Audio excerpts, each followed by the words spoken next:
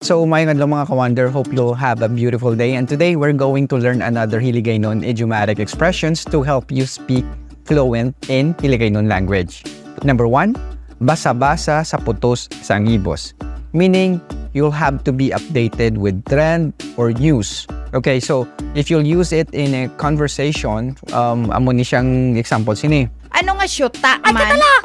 Manya Bata Kung ka isa bala, basa-basa ka man sa putos ang ibos para mabalaan mo ang trending sa social media.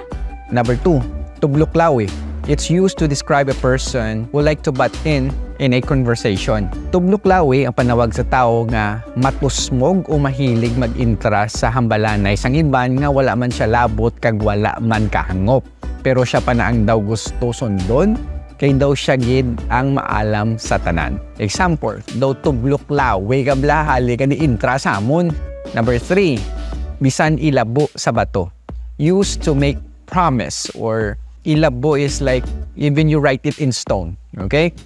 Or hug it in stone, something like that. Example, if you're going to use it in Hiligaynon language, no? Damo naman ni na biktima sa sining klaseng tinaga.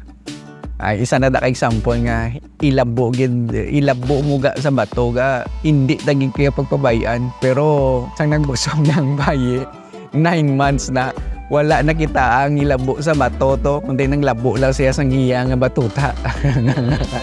Anyways, ari na ang kape nga all-in-one.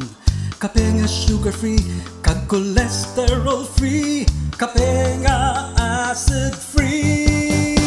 Bugtaw na kita sa Luterna, bugtaw na Supremo sa kanami, Supremo sa health benefits. Ikaw na ang my forever. Luterna, Luterna, Luterna Supreme Coffee Blend. Sa pagpadayon nato, no? Number 4, daw lansang ka nga kung hindi pagpalpagon, hindi magdulot. Used to describe a person kung hindi pagdisiplinahon, hindi manuto. And number 5, sulod dukot. It's used to describe a pretentious person. Meaning, si Gary ni Blau, kasulod dukot ni klase tao mo. To, wala ba reaction, ha? Cold gid lang ay kon sulod dukot na naman. Basi bala kon may ginatago na naman. Correct, yet. And number 6, daw si kaputay-putayan. Someone used to describe someone was a bloated ego. Do kung pareho man abla kung gamiton mo into Hiligaynon conversation, no? Do sa kaputay-putayan ni bla klase bayi mo. Kag last ng number 7, panit sibuyas. So sa mga followers sa mga nagtanaw sa sininga videos, kamo na bahala sa comment section kung anong ginatawag nga panit sibuyas. Gaano example kaya ato ni nabasahon kag ibutang naton sa next naton nga mga videos. Okay?